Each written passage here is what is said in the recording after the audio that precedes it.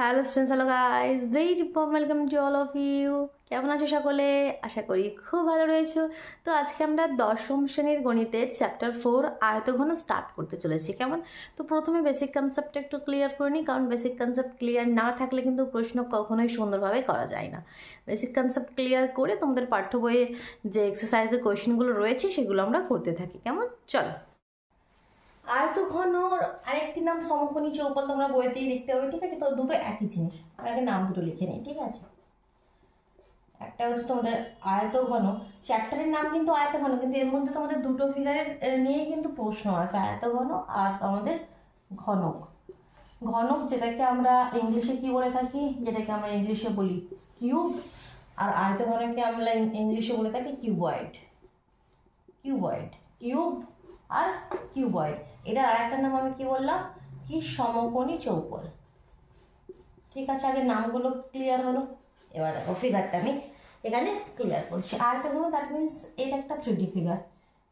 একটা আয়তক্ষেত্র আমি এখানে বানালাম, আয়তক্ষেত্র। আয়তক্ষেত্র থেকে আমাদের এই আয়তঘন ফিগারটা বেরিয়ে আসে। ঠিক আছে, এই যে যেমন আমাদের একটা জুতোর বাক্স বা মোবাইলের বাক্স, ডিসপ্লের বাক্স, এগুলো কি এই আয়তঘন। ক্লিয়ার? যেগুলোকে আমরা কিউবয়েড বলছি। আর ঘনক মানে যেখানে সব সাইডগুলো সমান, যেমন আমাদের লুডোর যে ছক্কা হয় বা রিউবিক্স কিউব, যেগুলো সেম ফিগার হবে, যেগুলো আমাদের বর্গক্ষেত্র থেকে বেরিয়ে আসছে। বর্গক্ষেত্র একটা 2D ফিগার, 2 ডাইমেনশনাল ফিগার, সেখান থেকেই আমাদের বেরিয়ে আসছে এই ঘনক, যেটা একটা 3D ফিগার। দেখো এগুলো তো অ্যাজ ইট ইজ ড্র করা সম্ভব না, এগুলোকে আমাদের ইমাজিন করতে হয়। যেমন তোমাদের লুডোর ছক্কা হলো, যেগুলো সেম এরকমই হয়, জাস্ট সাইডগুলো সব কি সমান হয়। আয়তঘনের কি সাইডগুলো কিন্তু সমান হয় না। ঠিক? ক্লিয়ার? বোঝা গেল আগে ফিগার দুটো। এবার দেখো এগুলোকে আমাদের ডিটেলসে একটু জানতে হবে। যেমন এখানে একটা যদি আয়তক্ষেত্র আমি দেখি, তো আয়তক্ষেত্রের মধ্যে কি থাকে, একটা লেন্থ, একটা ব্রেথ মানে দৈর্ঘ্য প্রস্থ থাকে। কিন্তু এখানে একটা মোবাইলের বাক্স, একটা ডিসপ্লের বাক্স, একটা জুতোর বাক্স যদি দেখো, সেখানে কিন্তু তিনটে জিনিস থাকে। একটা তো লেন্থ মানে দৈর্ঘ্য, একটা কি ব্রেথ মানে প্রস্থ, একটা কি হাইট মানে কি উচ্চতা। তিনটে জিনিস থাকে। যদি তোমাদের এই বইটা দিয়ে বোঝায়, দাঁড়াও তোমাদের পাঠ্য বইটা দিয়ে আমি একটু তোমাদেরকে বোঝাচ্ছি। যেমন এই দেখো, এটা তোমাদের বই। তো এখানে কি তোমাদের তিনটে জিনিস আছে। একটা দেখো দৈর্ঘ্য, লেন্থ, এটা লেন্থ দৈর্ঘ্য, এদিকটা কি প্রস্থ, এটা প্রস্থ, আর এটা কি উচ্চতা। তিনটে জিনিস থাকবে, দৈর্ঘ্য, প্রস্থ, উচ্চতা। ক্লিয়ার? বোঝা গেল? তো এখানে যেখানে দৈর্ঘ্য, প্রস্থ, উচ্চতা তিনটে, কিন্তু এগুলো আমাদের আলাদা হয়। আর ঘনকের ক্ষেত্রে কি এগুলো সব সমান হয়, দৈর্ঘ্য, প্রস্থ, উচ্চতা সমান। তাহলে এখানে আমি এ ধরে নিতে পারি। ঠিক আছে, এই মানে প্রতিটি সাইডে এ, দৈর্ঘ্য এ, প্রস্থ এ, উচ্চতা এ, সব এ, বাহুর দৈর্ঘ্য এ। ঠিক?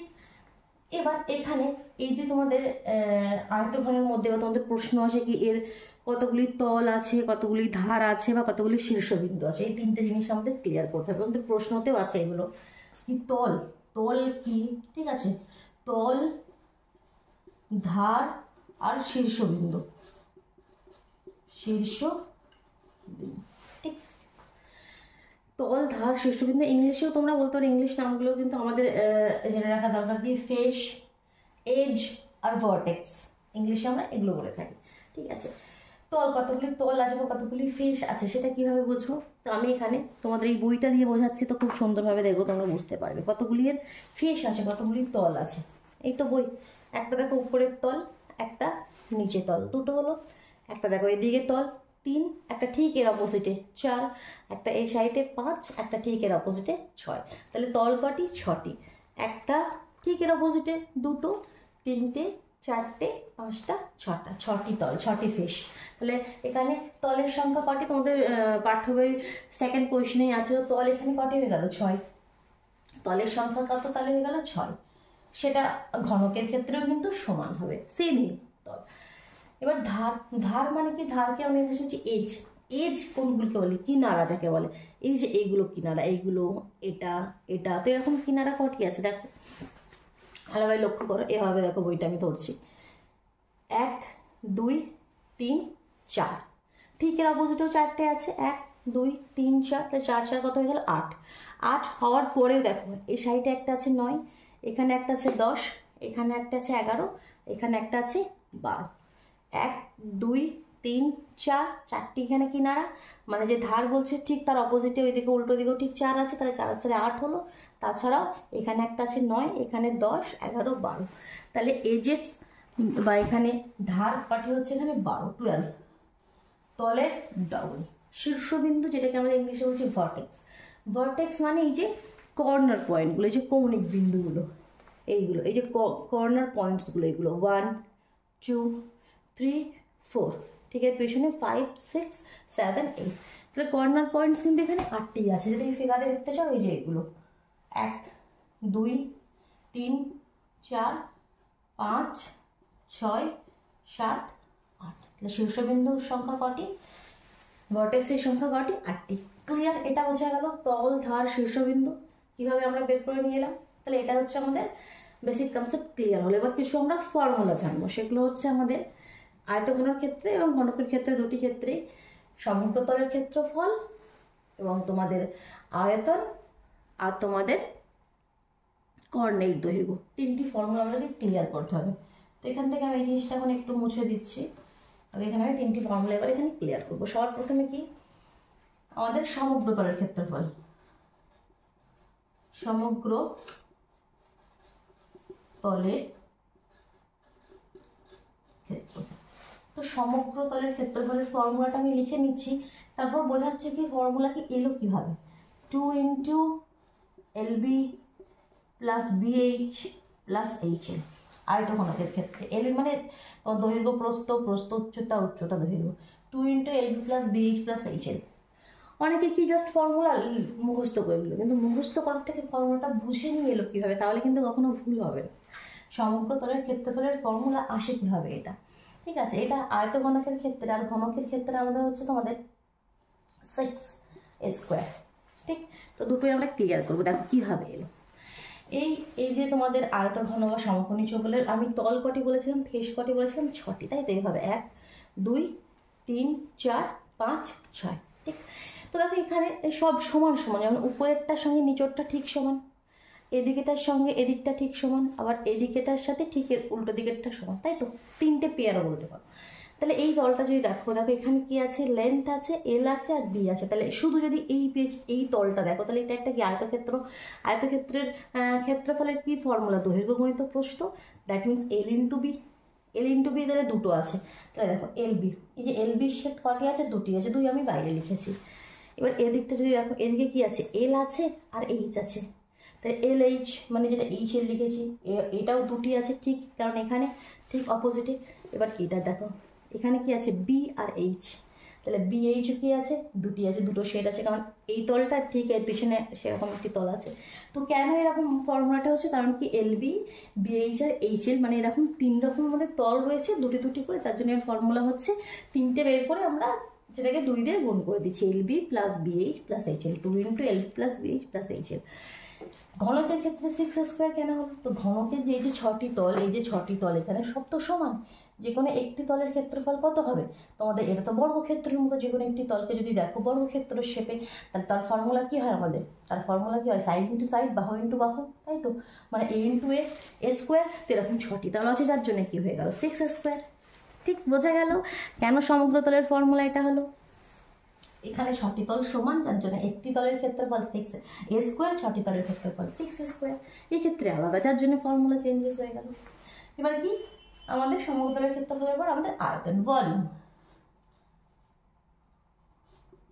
আয়তন, যেটাকে আমরা ইংলিশে বলে থাকি ভলিউম। তো ভলিউমের ফর্মুলা কি, ভলিউম হচ্ছে তোমাদের দৈর্ঘ্য গুণিত প্রস্থ গুণিত উচ্চতা, এল ইন্টু বি ইন্টু এইচ। এক্ষেত্রে কি, এক্ষেত্রে হচ্ছে এ কিউব, অ্যাকচুয়ালি একই হচ্ছে এ ইন্টু এ, দৈর্ঘ্য গুণিত প্রস্থ গুণিত উচ্চতা, তিনটিই সমান, যার জন্য এখানে এ কিউব। ক্লিয়ার? এবার আরেকটি ফর্মুলা ক্লিয়ার করবো, সেটা হচ্ছে কর্ণের দৈর্ঘ্য। কর্ণ মানে কি বলতো, যেমন একটা আয়তক্ষেত্রের ক্ষেত্রে কর্ণ তো বুঝতে কোনো অসুবিধা ছিল না, এটা আমাদের কর্ণ। কিন্তু তোমাদের এক্ষেত্রে আয়তঘন বা সমকোণী চৌকোণের ক্ষেত্রে তোমরা যে রুমটার মধ্যে আছে, সেই রুমটা দেখো, সেই রুমের এক কোণ থেকে ঠিক তার মানে এক কোণ থেকে তুমি যেখানে দাঁড়িয়ে আছো, তার নিচে যে কোণটা রয়েছে, সেখান থেকে তার উল্টো দিকে যে উপরের কোণ, সেখান অব্দি যে দৈর্ঘ্যটা, কোনো একটা যদি লম্বা দণ্ড বা কিছু রাখো, সেটা হচ্ছে কর্ণ। মানে তুমি যেখানে দাঁড়িয়ে আছো, মনে করো এখানে তুমি দাঁড়িয়ে আছো, তার এই যে নিচের কোণ থেকে উল্টো দিকের ঠিক উপরের কোণ, এই যে এটা হচ্ছে কর্ণ। এই কর্ণের দৈর্ঘ্যের ফর্মুলা কি সেটা আমাদেরকে জানতে হবে। সেটা হচ্ছে তোমাদের, আমি উপরটা ক্লিয়ার করে এই ফর্মুলাটা লিখি এখানটা করে, ঠিক। এই তিনটি ফর্মুলা মেন আমাদের ক্লিয়ার রাখতে হবে। সেটা হচ্ছে কি, কর্ণের দৈর্ঘ্য। কর্ণের দৈর্ঘ্যের ফর্মুলা হচ্ছে under root L square plus B square plus H square. Under root L square plus B square plus H square. Similarly এর ক্ষেত্রে কি হয়ে যাবে, আন্ডার রুট 3 ইন্টু বাহু মানে সাইড। অ্যাকচুয়ালি এখান থেকে বেরিয়ে আসছে, কীভাবে বেরিয়ে আসছে সেটাও বুঝিয়ে দিই। Under root square plus square plus square, তো স্কোয়ার স্কোয়ার স্কোয়ার 3 স্কোয়ার, তো থ্রিটা রুটের মধ্যে থাকছে, আর স্কোয়ার যেটা রুটের বাইরে এসে মানে যে সাইড এ হয়ে গেল, ঠিক আছে। That means under root 3 into a, যেটা বলতে চাইছি মানে রুট 3 ইন্টু বাহু, যে কোনো এক যে সাইড হবে সেটা। ক্লিয়ার, বোঝা গেল? চলো তোমাদের যে কোষে দেখি 4 রয়েছে, সেখানে কিছু প্রশ্ন আজকে আমরা করি, কেমন?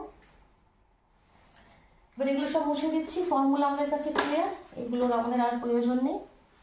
চলো তোমরা নোট করে নাও, ঠিক আছে, খাতার মধ্যে নোট করে নাও, নিয়ে সুন্দরভাবে আমরা প্রশ্ন কিছু আজকে করি। প্রথম যে প্রশ্নটি বলছে দেখো, ফার্স্ট যে আমাদের পরিবেশে চারপাশে আমরা যে আয়তঘনাকার এবং ঘনকের আকারের যে বস্তুগুলো দেখি তার নাম লিখে। তো তোমরা নিজেরাই, আমি এইমাত্র বলে দিলাম আয়তঘনাকার যেমন তোমাদের কি ওই জুতোর বাক্স বা দেশলাইয়ের বাক্স, বা আয়তঘন শেপের যে জলের ট্যাঙ্কিগুলো, চৌবাচ্চা, এইগুলো। আর ঘন কি রিবিক্স কিউব বা সুগার কিউব বা লুডো ছক্কা, এগুলো এরকম, ঠিক আছে, এগুলো লিখে নেবে। এগুলো বলছে না। সেকেন্ড কোয়েশ্চেনও আমি স্কিপ করছি, কারণ কি সেকেন্ড কোয়েশ্চেনও কি বলেছে, সেম পাশের আয়তঘনাকার চিত্রের তলগুলি, ধারগুলি এবং শীর্ষবিন্দুর নাম লিখো। তো আমি এইমাত্র বুঝিয়ে দিয়েছি তল, ধার বা শীর্ষবিন্দু কোনগুলো, তো সেগুলোর নাম তোমাকে লিখতে হবে। চলে যাচ্ছে একদম থার্ড কোয়েশ্চেন, কোয়েশ্চেন নাম্বার 3।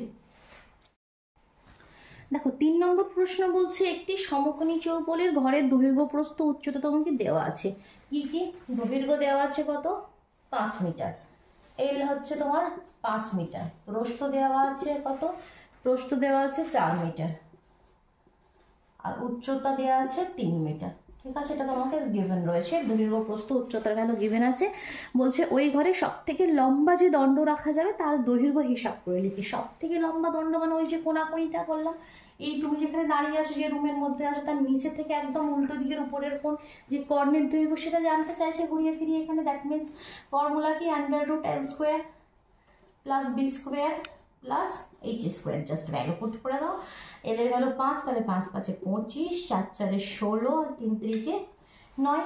তাহলে 25, 16 আর 9 যোগ করে দিলে কত হচ্ছে দেখো, 25 আর 16 কত, 20 আর 10 30, 30 40 41, 41 আর 9 তোমার 50, আন্ডার রুট 50।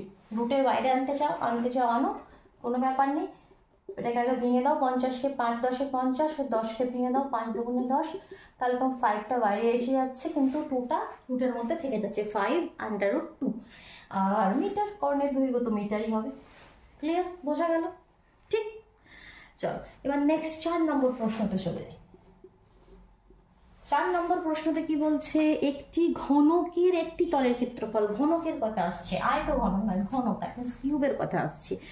একটি ঘনকের সমগ্র তলের ক্ষেত্রফল, একটি তলের ক্ষেত্রফল, সমগ্র তলের ক্ষেত্রফল নয়, একটি ঘনকের একটি তলের ক্ষেত্রফল 64 বর্গমিটার।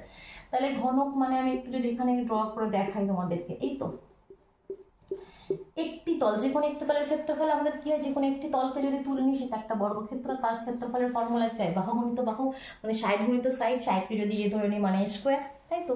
তো এর ফর্মুলা আমাদের কি হয়, সাইড স্কোয়ার, বা যদি বাংলায় বলতে চাও কি, বাহু স্কোয়ার। তো সেটা তোমাকে দিয়ে দিয়েছে কত, 64। তোমাকে একটি তলের ক্ষেত্রফল দিয়ে দিয়েছে 64 বর্গমিটার, তার মানে বাহু স্কোয়ার ইজ ইকুয়াল টু 64। তাহলে এখান থেকে বাহুটা বের করে নিই না আগে, তাহলে বাহু কত হয়ে যাবে 8, বাহু কত হয়ে গেল 8, বাহু কত হয়ে গেল 8 মিটার। ঠিক, এবার প্রশ্ন কি বলছে সেটা দেখি একবার। তাহলে ঘনকটির আয়তন হিসাব করে লিখি। তাহলে আয়তন হিসাব করে লিখি মানে আয়তনের ফর্মুলা কি, ঘনকের ক্ষেত্রে আয়তনের ফর্মুলা তোমাদের কি, এ কিউব মানে বাহু গুণিত বাহু গুণিত বাহু। তাহলে আয়তনটা বের করে দাও, দ্যাট মিনস ভলিউম। আয়তন মানে কি, ভলিউম। তাহলে বাহু গুণিত বাহু মানে কি 8 গুণিত 8 গুণিত 8, 8 আর 64, আর 64কে 8 দিয়ে গুণ করলে আই থিঙ্ক 512 হয়, তাই তো? গুণ করে দেখে নাও তো। ঠিকই বললাম, মিটার কিউব। ঠিক, এবার নেক্সট কোয়েশ্চেন নাম্বার 5-এ চলে যায়। আমাদের বকুলতলা গ্রামে 2 মিটার চওড়া এবং 28 মিটার গভীর একটি খাল কাটা হয়েছে। তো খাল কাটা হয়েছে বকুলতলা গ্রামে, দেখেন সেই খালটা কি শেপের হতে পারে? তোমাদের কিউবয়েড না কিউব, মানে আয়তঘন না ঘনক, সেটা একটু ক্লিয়ার করো তো মনের মধ্যে ভাবো। তো এখানে দেখা আবার বলে দিয়েছে তার দৈর্ঘ্য চওড়া এত গভীর এত, দেখেন সেটা অবশ্যই কি আমাদের সমকোণী চৌকোণ এই শেপের হবে, ঠিক তাই তো? তো তার বলছে কি কি বলে দিয়েছে, আগে এটা একটু ফিগারটা কমপ্লিট করি। তো বলেছে কি এর এত মিটার চওড়া মানে প্রস্থটা বলে দিয়েছে, এত মিটার গভীর, গভীর মানে তার হাইট উচ্চতাটা বলে দিয়েছে। চওড়া মানে কি? চওড়া মানে প্রস্থ মানে বি বলে দিয়েছে, আর গভীর মানে আমাকে এইচ বলে দিয়েছে। বি আর এইচ এর ভ্যালু বলে দিয়েছে, একটা 2 মিটার একটা 8 ডেসিমিটার। এটা 2 মিটার, এটা 8 ডেসিমিটার। ডেসিমি থেকে মিটারে কনভার্ট করে নিই না, কারণ কি আমাদের ইউনিট তো সবসময় সেম করতে হবে। তো ওই যে লিস্ট তোমাদের মনে আছে আমি শিখিয়েছিলাম বারবার, kilometre, hectometre, decametre, metre, decimetre, centimetre, millimetre. আমাকে ডেসিমিটার থেকে যেতে বলছে মিটারে, জাস্ট 1 ঘর উপরে যাবো, বাস একটা ডিজিট আগে মানে পয়েন্ট হয়ে যাবে, কারণ 10 দিয়ে ভাগ, তাহলে এটা হয়ে যাবে 0.8 মিটার। ক্লিয়ার? কোয়েশ্চেন আগে কমপ্লিট করি। বলছে যদি মোট 240 ঘনমিটার মাটি কাটা হয় তবে খালটি কত লম্বা ছিল? এল প্রশ্ন করে বলেছে কি এল এর ভ্যালু বলো, আর একটা কি দিয়েছে যদি 240 ঘনমিটার মাটি কাটা হয়। তো মাটি কাটা হচ্ছে খালের ভেতর থেকে মাটি কেটে নেওয়া হচ্ছে। কোনো জিনিসের ভেতর থেকে যখন কোনো কিছু কেটে নেওয়া হয়, বা কোনো জিনিসের কোনো বক্সের মধ্যে কতটা জল থাকতে পারে, কতটা বা দুধ থাকতে পারে কোনো বোতলের মধ্যে, বা কোনো জিনিসের মধ্যে কোনো জিনিস যদি কেটে বের করে নেওয়া হয়, সেক্ষেত্রে আয়তনের কনসেপ্ট আসে, ভলিউমের কনসেপ্ট আসে। ঠিক আছে, এটা মাথায় ক্লিয়ার রাখবে। কোনো ফিগারের ভিতর থেকে যদি কিছু বের করে নেওয়া হয় বা ভিতরে কিছু রাখা হয়, সেখানে আয়তন বা ভলিউমের কনসেপ্ট আসে। তো তোমাকে আয়তন বলে দিয়েছে, তোমাকে আয়তন কত বলে দিয়েছে? 240 ঘনমিটার, 240 ঘনমিটার। তো এখান থেকে আমরা ইকুয়েশনে ফেলে দিয়ে এলটা বের করে নিই। তাহলে প্রশ্নানুসারে আমরা কি লিখতে পারি? প্রশ্নানুসারে আমরা কি লিখতে পারি? কি L into B into H is equal to 240। L এর জায়গায় এল এর ভ্যালু লিখে দিই, বি এর জায়গায়, আচ্ছা এল এর ভ্যালু তো আমাকে চাই, এল এর ভ্যালু তো আমি লিখতে পারবো না, বি এর জায়গায় বি এর ভ্যালু লিখে দিই, এইচ এর জায়গায় এইচ এর ভ্যালু লিখে দিই, সমস্ত জিনিস ওদিকে পাঠিয়ে দিই, এল এর ভ্যালুটা বের করে নিই, বাস 2 × 0.8। তো এখানে মেন কনসেপ্ট যেটা বোঝাচ্ছিল কি, যে 240 ঘনমিটার মাটি কাটা রয়েছে, অনেকে ক্লিয়ার করতে পারে না কি এটা ক্ষেত্রফল দিয়েছে, সমগ্রতলের ক্ষেত্রফল দিয়েছে না আয়তন দিয়েছে। দুটো কনসেপ্ট, একটা তো এইভাবে বললাম কি ভিতর থেকে কিছু কাটা হচ্ছে মানে আয়তনের কনসেপ্ট, অথবা এর ইউনিট দেখেছে ঘনমিটার। ঘন এই কথাটি তখনই থাকবে যখন আয়তনের কথা আসবে, আর ক্ষেত্রফলের কথা হলে বর্গমিটার থাকতো। ঠিক, এখান থেকে ইউনিট দেখেও তোমরা ক্লিয়ার করে নিতে পারবে এটা জিনিসটা কিসের কথা বলা হচ্ছে। পয়েন্ট সরিয়ে দাও না, সরিয়ে দিয়ে উপরে একটা 0 দিয়ে দাও, 8 দিয়ে কেটে দাও, 3 × 8 = 24, মানে 300, 2 দিয়ে কেটে দাও, 300 অর্ধেক কত? 150, 300 অর্ধেক কত? 150, 150, তার দৈর্ঘ্য কত? 150 মিটার। বাস, আজকে এত পর্যন্তই থাক, 5টি কোয়েশ্চেন কমপ্লিট করলাম। নেক্সট দিন আমরা কোয়েশ্চেন নাম্বার 6 থেকে স্টার্ট করবো, কেমন? চলো, কোনো অসুবিধা থাকলে অবশ্যই কমেন্ট বক্সে জানাও কেমন। তোমাদের 10ম শ্রেণীর গণিতের বাকি সমস্ত চ্যাপ্টারের প্রশ্ন একবার অলরেডি কমপ্লিট করা আছে, এটা আমি আরেকবার স্টার্ট করছি। তো তোমরা যদি অন্য যে কোনো চ্যাপ্টারে জানতে চাও প্রশ্ন, তো তোমরা চ্যানেলে ভিজিট করে প্লেলিস্ট চেক করে দেখো, 10ম শ্রেণীর গণিতের প্লেলিস্ট বলে তার মধ্যে সমস্ত কিছু তোমরা পেয়ে যাবে চ্যাপ্টার ওয়াইজ, একদম সেখান থেকে দেখে নিতে পারো, কেমন? চলো তাহলে আজকের মতন টাটা।